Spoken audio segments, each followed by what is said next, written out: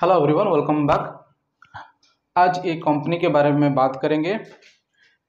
Rail India technical and economic service limited, rights.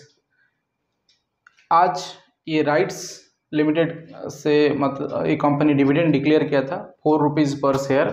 और जो लोग आप लोग में से जो ये कंपनी होल्ड अपना पोर्टफोलियो में होल्ड किए हो, आज इसका डिविडेंड डिपॉजिट हुआ है। तो ये कंपनी 1974 में एस्टेब्लिश हुआ था और अभी उसका जो करंट मार्केट प्राइस चल रहा है 264 करके।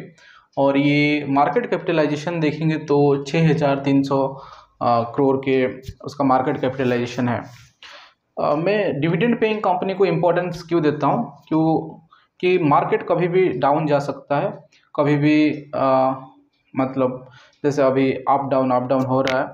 तो मार्केट डाउन चला भी जाए तो जो अच्छा कंपनी है, जो गवर्नमेंट ओन कंपनी जनरली होता है, वो आपको एक अच्छा अमाउंट डिविडेंड देता है।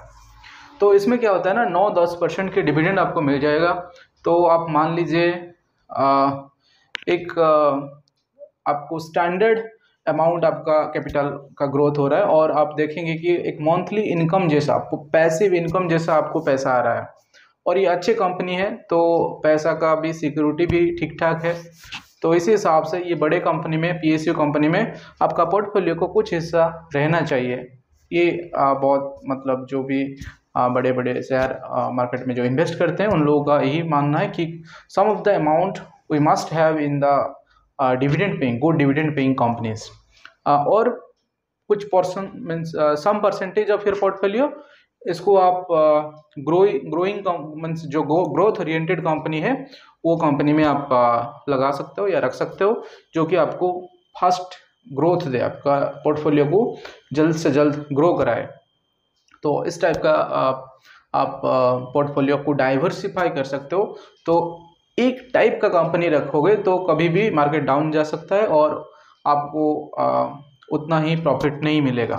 तो सपोज अभी मार्केट डाउन जा रहा है, लेकिन आपका सपोज 50% पोर्टफोलियो या 40% पोर्टफोलियो आपका डिविडेंड पेइंग कंपनी से आप होल्ड किए हो, तो आपको अच्छा खासा डिविडेंड मिलता रहेगा। 9-10% के हिसाब से डिविडेंड मिलता रहेगा। डिविडेंड क्या होता है, जो बिगिनर्स है उनको मैं बता दूं, डिविडेंड ये होता है कि आप कोई भी कंपनी का शेयर खरीद रहे हो तो वो शेयर आपका डीमैट अकाउंट में है, आप उसको बेच नहीं रहे हो, तो आप उसको होल्ड किए हो आपका पोर्टफोलियो में। बेसिकली दैट मीन्स आप सपोज एक कंपनी, मान लीजिए इंडियन ऑयल का एक शेयर खरीदे हो, 10 शेयर खरीदो और वो इंडियन ऑयल शेयर को आप बेच नहीं रहे हो, दैट मीन्स आप होल्ड किए हो।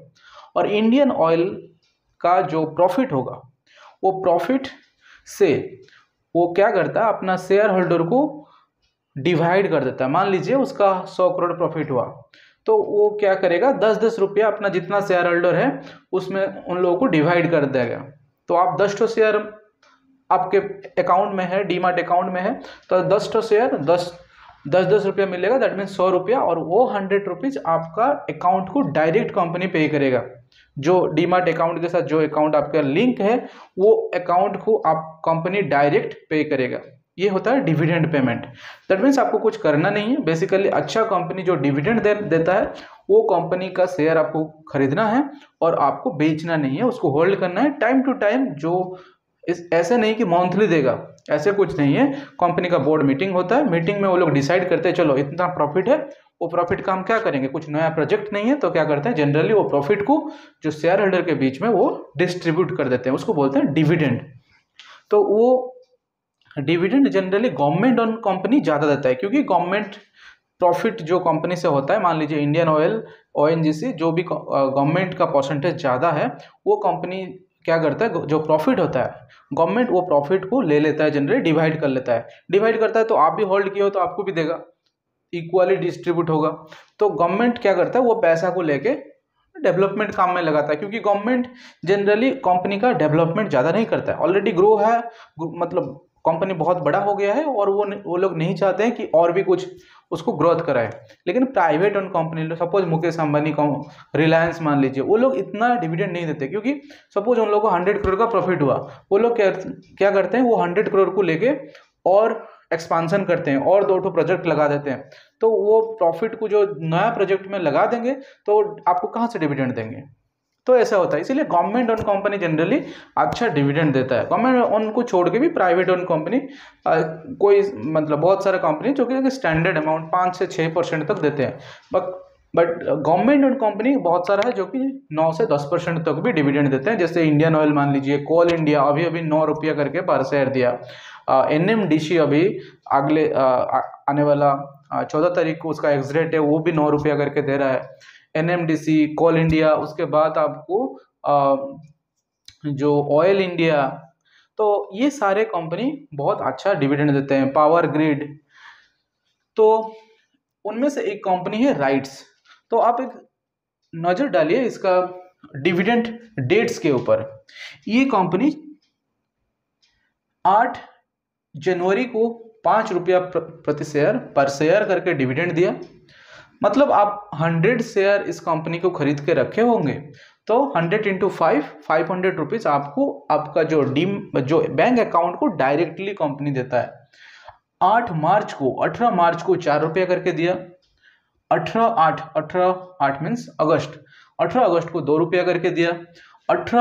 20 सितंबर को फिर 4 रुपया करके दिया प्रति शेयर। 24/11 अभी नवंबर में एक्स डेट था 4 रुपये, जो कि आज उसका डिविडेंड डिपॉजिट हुआ। यह एक्स डिविडेंड डेट इस डेट के बाद मतलब रिकॉर्ड होता है। रिकॉर्ड होने के बाद आपका शेयर उस रिकॉर्ड डेट पे अवेलेबल है, तो आपको शेयर होल्डर के हिसाब से वो लोग कंसिडर करेंगे। और सपोज आपका 100 शेयर है, 100 इंटू 4 तो 400 रुपीज़ आपका अकाउंट को 10-15 दिन या 1 महीने के अंदर जनरली दे देते हैं।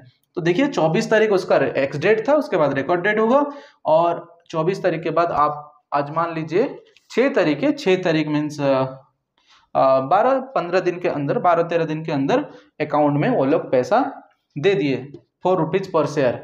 तो एक साल में आपको कुल मिलाकर 5 4 9 2 11 4 15 4 19 19 रुपीज़ अभी तक नवंबर तक एक साल में वो 5 बार डिविडेंड दिया है। 19 रुपीज़ प्रति शेयर पर शेयर दिया। 19 रुपीज़ मान लीजिए अभी 264 अराउंड 200 रुपीज़ इसका शेयर प्राइस चल रहा था, अभी थोड़ा बढ़ा है। 200 रुपये भी मान लीजिए या 220-30 भी मान लीजिए, तो और करीबन आपको 9% तक आपको डिविडेंड दिया है।